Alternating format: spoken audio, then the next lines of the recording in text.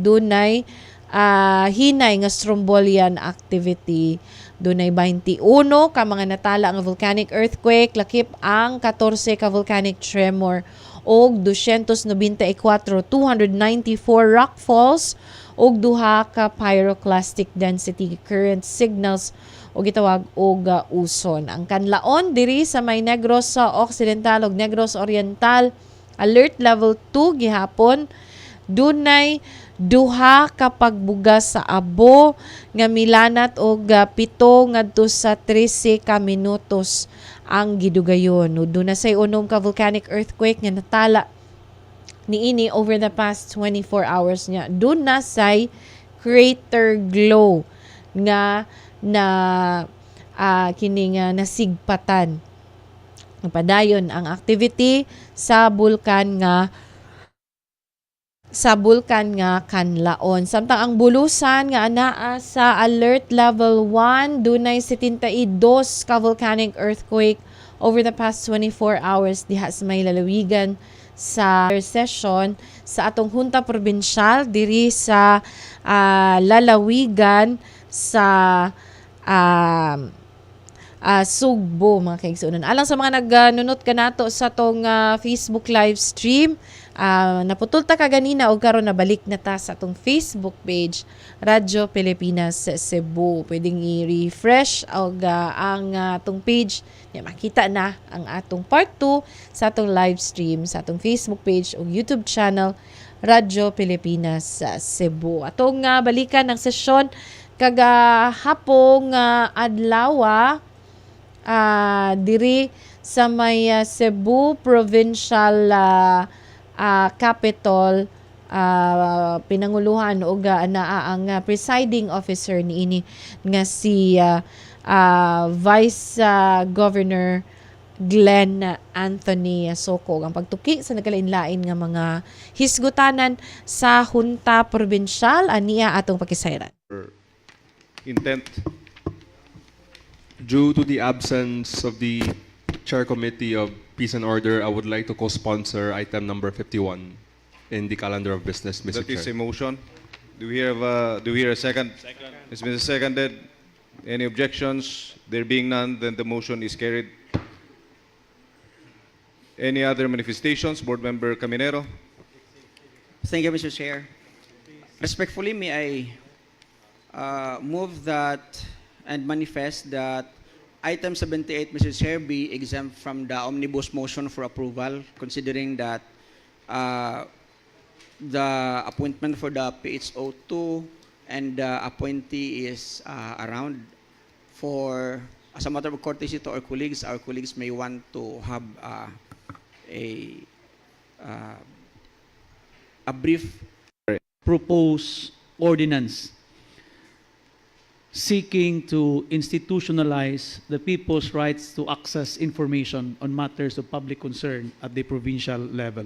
So, as we continue the deliberation on the proposed Freedom of Information Ordinance of the province of Cebu, a measure that institutionalizes the constitutional right of our people to access information on matters of public concern. At the outset, allow me to emphasize that I have incorporated all the inputs, observations, and recommendations raised by this honorable body during our previous discussion in order to further refine the proposed ordinance and ensure that it truly serves the best interest of the people of Cebu. Through these collective insights, the measure has become more responsive, balanced, and aligned with the principles of transparency, accountability, and good governance. This discussion is especially timely because just recently the Senate approved the proposed People's Freedom of Information Act, a landmark national measure that expands transparency across all branches of government, including local government units. This clearly shows that open and accountable governance is now becoming a national direction. This ordinance follows that same principle It clearly defines what information may be disclosed in the interest of transparency and public accountability, particularly matters involving public programs, official transactions, procurement, expenditures, and other documents of legitimate public interest. At the same time, this ordinance likewise recognizes the limitations set by law and clearly identifies information that cannot be disclosed, including matters involving national security, law enforcement operations, privileged communications, personal privacy, and other confidential information protected under existing laws and jurisprudence. Equally important, this measure identifies the proper authorities responsible for determining the disclosure or denial of request, thereby ensuring accountability and proper responsibility within government offices. Moreover, in cases where a request is denied, this ordinance provides a clear mechanism for appeal and administrative review without prejudice to the right of the requesting party to seek appropriate remedies before the courts consisting with existing laws and rules. This ordinance is not merely about documents, it is about strengthening public trust, promoting accountability, and empowering our people through lawful access to information. With this, Mr. Chairman, I respectfully seek the continued support of this honorable body for the continued deliberation and eventual passage of this important measure. So, with that, Mr. Chairman, I respectfully move to dispense with the reading of the entire text of the ordinance and to suspend the House rules in order to accommodate our resource speakers and invited guests so they may provide their valuable insights and shed light on the proposed measure as we proceed with its consideration on second reading. So allow me therefore to acknowledge and extend our sincere appreciation to our resource speakers present this afternoon in the gallery. We have Board Miss- Member Sanchez, before you proceed, can Yes, I Mr. interrupt? Chairman. We'll act on your two twin motions separately. Mr. Chair. Okay, the motion to dispense with the reading of the entirety of the resolution. Is there any objection? There being none, then we proceed to the next motion. Second, Motion to suspend the House rules to accommodate our resource speakers, Mr. Chairman. to accommodate the speakers, resource persons. It has been seconded. Any objections? The chair hears none, then House rules suspended. You may proceed, Board Member Sanchez. Thank you, Mr. Chairman. So allow me therefore to acknowledge and extend our sincere appreciation to our resource speakers and guests for taking time to be with us today.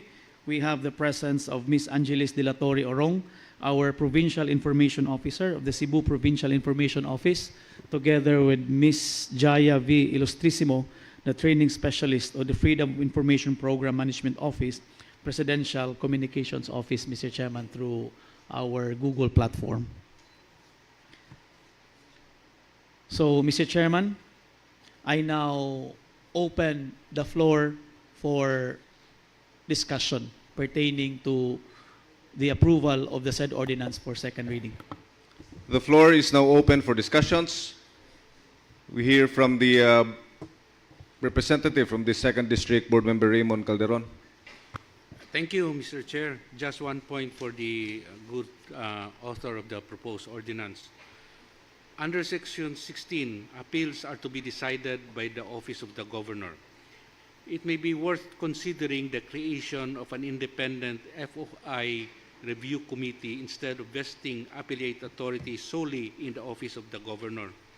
This is particularly important in situations where the original FOI request was lodged with the Office of the Governor itself and the same office both issued the denial and subsequently resolves the appeal. Such an arrangement may give rise to concerns regarding impartiality, independence, and fairness in the appellate court process. An independent review body would help ensure the objectivity, strengthen public trust, and promote greater transparency and accountability in the implementation of the FOI.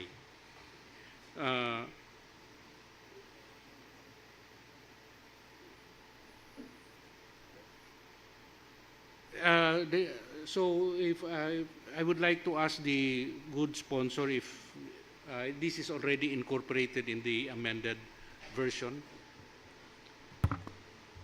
Board Member Sanchez. Thank you, Mr. Chairman. Thank you, Board Member Calderon, for enlightening us with your concern.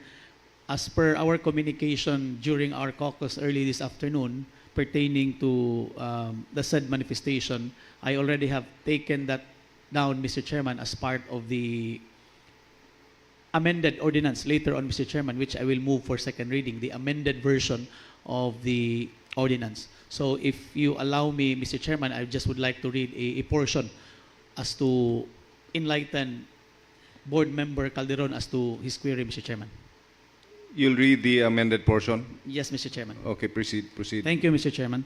So, as per Section 16, we take note candidly the manifestation of Board Member Calderon. Any denial, whether in whole or in part, of a request for access to information may be appealed by the requesting party within 15 working days from receipt of the notice of the denial to the Provincial Freedom of Information Review Committee, hereby created for the purpose. So, the Provincial FOI Review Committee shall be composed of the following.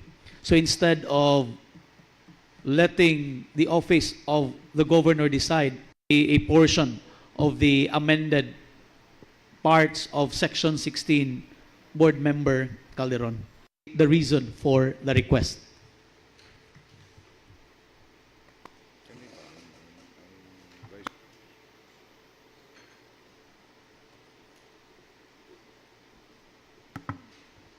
Any other questions?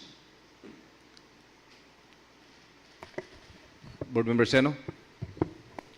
May we know from the author, Mr. Chair, if this shall be deemed a denial of the request? Is this still in the amended? Deemed approved. All right. Now, with regards to Section 17 in the original draft, which says, nothing in this ordinance shall prevent a requester from seeking relief through appropriate judicial or administrative remedies provided by law. Is this still in the final draft? Yes, Board Member Seno. Is it stated when these other remedies may be availed of by the requester? As per Section 17, we did not specify any particular court because as far as Section 17 is concerned, it is already stated there. So the ordinance preserves the citizens' right to seek judicial relief while avoiding any conflict with any existing jurisdictional rules. Board Member Seno. What I mean is when is this available? At what part of the request is this available to the requester? Well, after exhausting all remedies in Section 16 under the appellate authority, so the said requester will now be availed of Section 17. So we have to exhaust first all the pertaining remedies before going to Section 17. So, if this is the case, then I suggest that this particular portion or administrative remedies should be deleted because as it can be gleaned from the procedure there provided for in the appeals cases of denial that it is already an administrative procedure. So we suggest that these or administrative remedies in Section 17 be removed, and what will remain is only the appropriate judicial remedy. We will take note that into the consideration, Board Member Seno. That will be all, Mr. Chair. Mr. Chairman, Yes, Board Member Mundigo. considering that this is the second reading, Mr. Chairman, with all due respect to the author of this ordinance, considering that the amended version, as what stated by the sponsor, was not attached, was not incorporated in this deliberation today, in today's deliberation, Your Honor, for purposes of transparency, proper review by this august body. I think the amended version should be attached in the records before this second reading be deliberated, Mr. Chairman. So you're requesting for the amended draft already to Mr. be... Chairman, may we know from the author, aside from Section 16, what other amendments incorporated by the author, aside from Section 16?